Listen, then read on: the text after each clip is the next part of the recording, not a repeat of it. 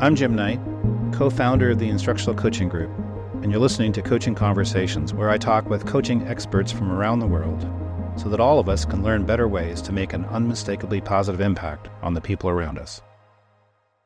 Hi, everyone, and welcome to the Coaching Questions Show on the Coaching Conversations podcast with Jim Knight. This show is for everyone that calls the Instructional Coaching Group home for all your instructional coaching content. These episodes are designed for everyone who desires to think and learn alongside Jim as you continue to make an impact with all the great work you do.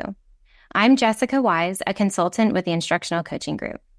Today, I'll be asking Jim about his new article titled The Problem of Nominal Change, where he talks about change in education and how we can get out of the nominal change cycle. So, on with the show. Hi, Jim. How are you? I'm doing great. Excited to have this conversation. I am as well. I always enjoy reading your new articles, and this one was especially relevant, so I'm really excited to talk to you today. Great. All right. Well, today we're talking about nominal change, a topic you've recently written about and everyone can find. To begin our conversation today, I wondered if you could share what you mean by nominal change, and why is this something we should be talking about in education? Well, I have this old big dictionary, the Oxford English Dictionary, and there's one that is like 20 volumes large. And but when I was a university student, you could get a version of the Oxford English Dictionary where they shrunk down the pages to like eight pages on one page in this really skinny page. You have to read it with a magnifying glass. So I looked up nominal in my using my magnifying glass to read the pages. And the Oxford English Dictionary says that nominal exists in name only, merely names stated or expressed without reference to reality or fact. So when we talk about nominal change, we're saying we're doing something, but we're not actually doing it. So we could be saying we're doing differentiated instruction or PLCs or instructional coaching. But in reality, all we're really doing is saying we're doing it. We're not really doing it. And I see too often and frequently that what's happening is we're saying we're doing coaching or PLCs or whatever it might be, but it's not actually happening. What's really happening, for example, a coach actually doesn't actually do coaching. When they code how they use their time, less than 10% of it, sometimes 0% of their time is actually spent on coaching. So that's what got me interested in this concept. It's in name only. That's interesting. And even as you talk, I think back to all the things as an educator, as a coach, as a parent, as a human that I say I'm doing, but am I really doing it? So this has really got me thinking. I wonder, Jim, though, can you give us an example of a nominal change and how it might show up in a school? Sure. I think it shows up in all kinds of different ways. Whenever you have some kind of program or innovation or intervention that needs to happen. But I remember I was at a meeting once, and it was with a principal who really liked Rick DeFore's work on professional learning communities. And she said, we're going to create professional learning communities in our school. And so she invited all the teachers to come to school at sticks instead of when they ordinarily would come. And then the very first thing she said, okay, now we need to create norms. So I created some. Are these the way the norms should be? And so there was no time set aside for it. There was no skill development. There was no real understanding of what a PLC could be and how those norms would be co-constructed by the team. And nobody was into it. There was no sense in which the professionals were engaged, and that's the way it works. Or someone says they're doing differentiated instruction, but really nothing's really changing except you have a conversation about the kids, but there isn't real deep change. So that's what it looks like to me.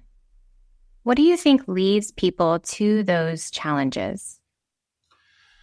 Yeah, I think one of it's systemic and one of it's psychological. I think the systemic one is people are just so busy. You know, most people in charge of schools, they don't have enough resources to accomplish what they need to do. They're supposed to do 5 things or do 10 things in the time they've got to do 3. They're always rushing. And then their job, if you're an administrator, you know, there's a parent who's mad because their son didn't get to be the starting quarterback, and that's going to be a 2-hour conversation, or somebody upset about the food in the cafeteria or whatever it is. The principal's always putting out fires, always busy. And so to make it happen, time has to be set aside, time and resources to make an innovation. It doesn't happen by chance. Just can't throw it together. Somebody has to make it happen. And then the second thing, the psychological part, and I'm sure there's more to it than this, but the psychological part is we like new things. Sometimes we call it shiny object syndrome. We like to do the new. It's way more fun to come up with a new idea than it is to do the grunt work of figuring out, okay, when's it going to happen? How are we going to do it? Let's break down. Have we got a really clear success criteria for our project? Who's going to take on the first task? When's it going to happen? Things are a lot more fun when they're just in the idea stage and not in the practical stage. So I think it's systemic. And I think we really need to think about the systemic part, because if we want the schools we want for our kids, people need the time and support to be able to make real change happen. It can't just be a little add-on thing. It can't be superficial. It has to go deep. And so I think systemically, we need to advocate for opportunities for administrators to do the work that needs to be done. And then psychologically, we have to remind ourselves, if you don't go deep, it doesn't happen. That's right. So 2 big challenges is time. And you're right. I think of doctors too, when you say that principals are always putting out fires. I remember sitting in my classroom waiting for my principal to show up, and she was supposed to be doing an observation, didn't come. And I'm sure I had mind chatter, like, she's supposed to be here. Where is she? Ended up that she was helping a student who had run away from the school, and they were working with the SRO, the school resource officer, to make sure that child got back safely. They're constantly putting out fires. You're right. And then that second challenge of psychological. So as you talk about these systemic challenges, what are some ways that people can get out of the nominal change cycle? Yeah, I just want to talk about that cycle a little bit first. So the idea is that we latch on to something new. Maybe it's understanding by design, or it's differentiated instruction, or it's formative assessment, or whatever it might be. We latch onto this thing we want to do. And then we're kind of poor on resources. And so there isn't really coaching or something to follow up. There isn't really a plan. There isn't somebody in charge. And so it gets implemented poorly, and then it doesn't show results. And so, well, that didn't work. Let's pick something else new. And so we go back and we come back with some other new thing. All things that, if implemented effectively, would make a big difference. But we're constantly in this cycle so that teachers just say, this too shall pass. In fact, I work with a coach in Lander, Wyoming, and she wasn't from Lander, I don't think. She was just from another part of Wyoming. But she came up to me and she said, you wouldn't believe what this teacher said to me. I said, what's that? She said, you too shall pass, which is kind of a bummer thing to say. But nonetheless, but people just, the more you go through the cycle of trying something new, implementing it poorly, rejecting it, trying it something new, every time you go through that cycle, people get less and less enthusiastic about change. So to address it, I came up with these 7 things. So one of them is the old idea to begin with the end in mind. I just talked to Jim Marshall about, he's really one of the world's leading experts on implementation science, and he's one of our podcasts coming up. But he said you have to get clear on what it is you want to see happen. What's your success criteria, as John Hattie would say. So if things go the way we want them to do, what would it be looking like? Another thing that I learned from Jim, which was kind of validating because I'd written this article before I talked to him, is to have a champion, to have someone who's in charge of the initiative. Someone needs to be the person who makes it happen, who evaluates what happens and helps with organizational learning about what's working and what's not working. Someone who's got the energy and the emotional intelligence to make it happen. Without a champion, it's not going to likely happen. So let's take coaching, for example. If you don't have a champion for coaching who's going to be responsible for making sure the coaches learn the knowledge, skills, beliefs, and coaching cycle they need to learn, it's just not going to happen. You have to have someone who's driven and who has the support they need to be able to make it happen. And then this is something I learned from you. I call it adding by subtracting, but I thought one of the wisest things you've taught me in these conversations is the idea of how, when you were trying to decide if you should do a dissertation, you set aside certain time in your day, which was your dissertation time. And so I think it was 3 hours twice or 3 times a week, and this is my dissertation time. And I think if we're really wise in how we use our time, we would do what you would do. And we would say, okay, if this initiative is going to happen, here's the time I'm going to set aside to do that. But to create that time, I have to take other things off my plate, which means I have to go back. If I'm a principal, I have to go back to whomever it is I report to and say, look, here's what I want to do. Here's the time it's going to take. Do I really have to come to these meetings, or can I skip these meetings? And can you just send me an email that describes it? Or Can I take this part of what I'm doing out of what I'm doing and focus on this? Or can I give my responsibilities, if you happen to have an assistant principal, to an assistant principal so I can focus on this? Or how can I make it happen? But a big part of making it happen, I think, is to add by subtraction, cutting things out. Fourth thing is to ensure people have deep knowledge. And you can see this in all kinds of ways, but sometimes it's there in the curriculum. When you're bringing together the curriculum with teachers, they don't have the time to do the deep work of figuring it out. It's not that they don't want to know. It is kind of hard work. It is kind of unpleasant to scrunch up your brain and say, okay, if we answer that guiding question, what would it actually look like? But we would say you have to do the hard work of going deep. And when it comes to curriculum, for example, we think you have to develop guiding questions, that what we call specific proficiencies and formative assessments. So you as a teacher really understand what you're doing, and you understand what's most important in the content, and you've had the time. It might take you 5 days to go through curriculum really deeply and understand it. And then you're getting formative assessment to see if the kids are actually learning it. And so time has to be set aside to develop deep knowledge. A coach has to understand the beliefs, the skills, the coaching cycle, the knowledge around gathering data and teaching practices. And if a coach doesn't know what their strategies are, if they don't have a clear coaching cycle, and then they really have to practice those skills over and over again to get good at any one skill, asking questions, listening, having dialogical conversations about strategies. You probably have to practice it at least 10 times. You wouldn't have a sports team where they have a workshop on how to make the plays happen, or how to shoot free throws, or what the breakout play is for hockey. You would practice it over and over again until you can do it without thinking. But we seem to think, well, we can just tell people what to do and they can do it. So those are some of the things. I've got a few others, but those are some of the things that I talked about. Thank you, Jim. I think back to when I started coaching, Jim, and I thought I was coaching. If you had asked me, what am I doing? I am coaching. But I think that I was living through this nominal change cycle. If I got a little bit of information on coaching and I thought I was doing it, I was just walking up and down hallways, just telling people what to do. So I was doing parts of coaching, meeting with teachers, being a part of their classrooms, but I really wasn't committing time to have deep knowledge, to have a champion that could support me through it and help guide me. So I'm thinking back to all those times when maybe I was in the nominal change cycle. And one particular idea that you shared in your article that struck me was the ensure deep knowledge.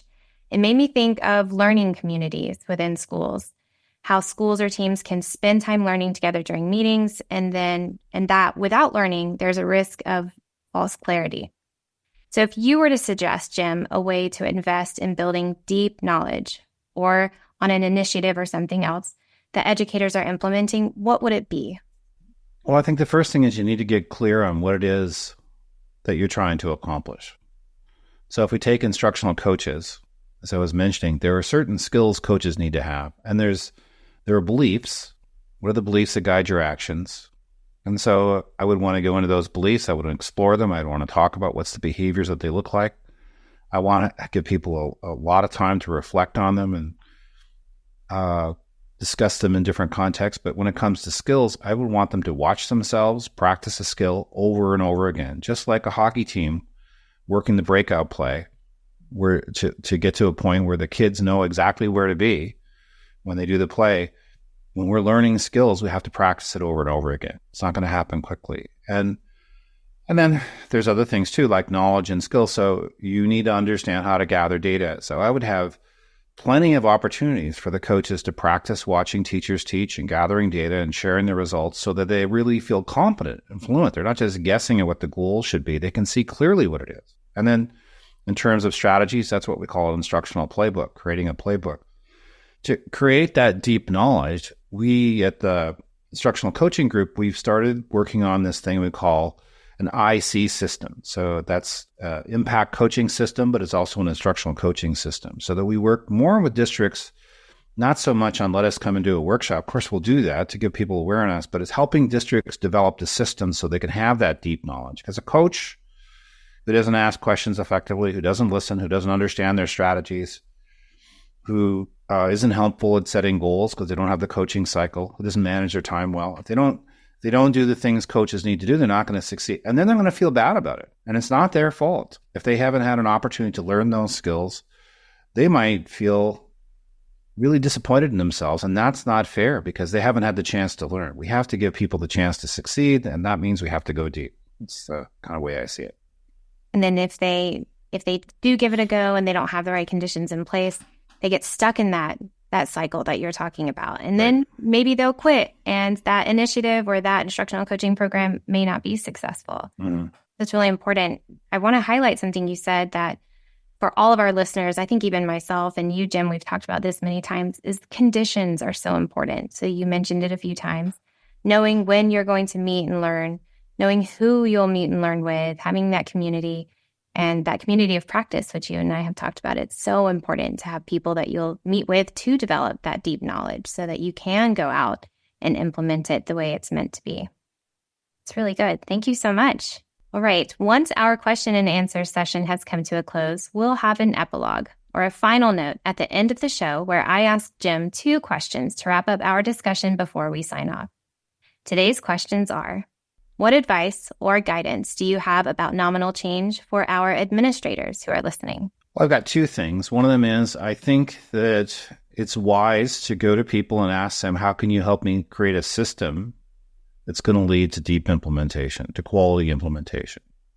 And if people are only offering workshops and they're not working with you as a partner and helping you figure out what are your goals you're trying to accomplish, how can we build in systems of support? And how can we, in the case of coaching, there are 7 success factors that have to be in place for a coach to succeed, in our opinion. I mean, they need to be going after whatever it might be. If it's differentiated instruction, there's sort of 5 core ideas that are really essential for differentiated instruction. You need to be working with people who help you identify those. Carol Tomlinson and I have talked about what that would look like.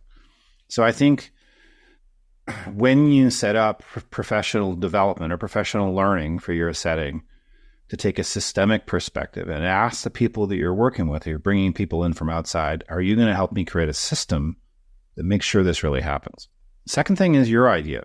I think they need to block off time to do the most important things that have to be done. And that means they have to say no to other things so they can say yes to the most important things. And so near IL calls it time blocking, and you block off certain periods of time to work on it. But I think that's a really, really important thing too. You got to make the time to do it.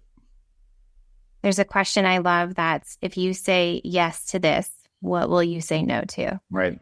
So you're right. If you say yes to yet one more thing to add to an agenda, if you say yes to trying one more thing, what are you saying no to? And perhaps it's the deep knowledge, time to invest in learning with your team. So it's really important. Well, thank you. Establishing conditions is so essential to making change. I'm so glad you said that. Okay, I'm very curious, Jim. This must have some personal implications for you. So what experience do you have with the nominal change cycle, and how did you get out of it?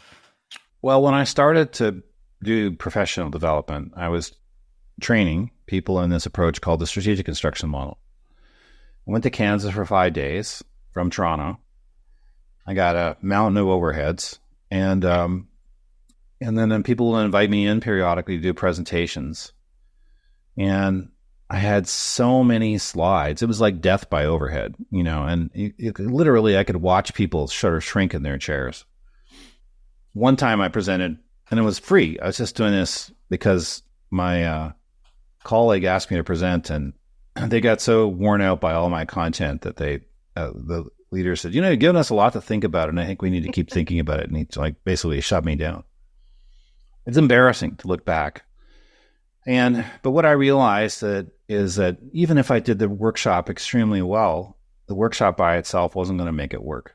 And we had to keep going deeper and more effective. So coaching really grew out of a recognition that it's not really talk that happens, it's action. And if the knowledge isn't actionable, if we can't use it, then we have to keep going. And so that's been my focus of my life's work, has been, how do we actually do it? And now we're looking at the system. How do we create this IC system so that people can really create systems where we get high quality implementation? It's happened in so many other ways too. I'll just give you one more example, is that I wrote about the partnership principles back in 2006 based on my dissertation research. Partnership principles are about equality and choice and voice and dialogue. And I wasn't really living them out, even though I wrote the book. Equality is really about not interrupting. If I think you're just as important as me, I shouldn't interrupt. And equality is about not judging. And voice is about having the other person, valuing what the other person has to say, and really have an attitude of benevolence and not judging the other person. I mentioned that before. So as I've thought about the partnership principles, it's not just what I think. It has to really be manifested in my actions. And so in my own work, I've been nominal, even though I wrote the book. So I've had to learn about that too. And I'm still engaged in a process of learning about the partnership principles, how to be a better listener and a better questioner, and more appreciative of the people I work with. Well, thank you, Jim. So what about you? What's your experience with nominal change? I want to take you back to when I was a classroom teacher. I was teaching 4th grade, and new writing curriculum hit the streets. It was popular and the thing to do. So we got our hands on the writing curriculum. It was handed out, and I started implementing it. And at that time, it was a huge shift from what we were doing to this new approach. So we became very focused on getting the lesson right, getting the lesson of the writing for the day delivered properly according to these books that we were following. So we began to really hyper-focus on the lesson. And we, as in the grade level, the school, anyone who was teaching this, there were groups that would come together and create PowerPoints for the lessons. We were so focused. Not long after that is when I was invited to become an instructional coach. I left the classroom and was supporting the entire school as they all worked to implement this writing curriculum. And I realized that we were not doing the kit the way it was meant to be done. And I thought I was nailing it. I was in my classroom celebrating. We are getting through every lesson every single day, but I had false clarity because what we weren't doing was every other piece of that program that was really essential to make the change stick for kids.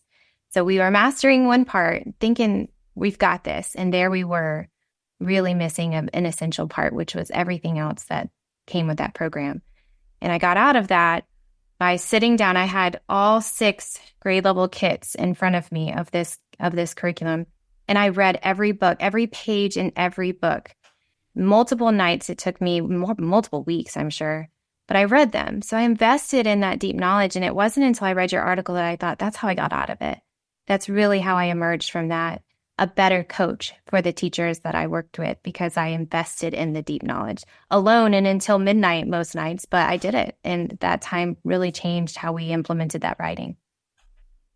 Yeah, it's hard to get the results an initiative is designed to get if you don't do it the way it's meant to be done. And that's not to say you have to do it exactly by the book the way it is. You have to do it in a way that works for that particular group of students. But if you're going to make modifications, you need to know what you're modifying before you make the modifications too.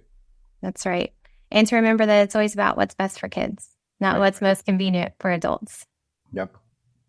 Well, Jim, thank you so much for our conversation today. I can't wait to reread the article, and everyone, you can find it too. So thank you for giving us this new piece of information, Jim. Yes, it's going to be an ed leadership, and it's a column. And I've got a column every other month in ed leadership. That's what this article is on nominal change. The problem of nominal change, I think, is the title of the article. The problem with nominal change. And I really enjoyed your phrase from this too shall pass. Yeah. That's a good one. Well, thanks, Jim, for our conversation. Thanks, Jessica. It's a pleasure. If you found today's episode helpful, it would help us if you liked or followed the podcast. You can also leave us a rating or a comment so we can continue creating meaningful content just for you. Thank you, and until next time, go forth and lead great coaching conversations.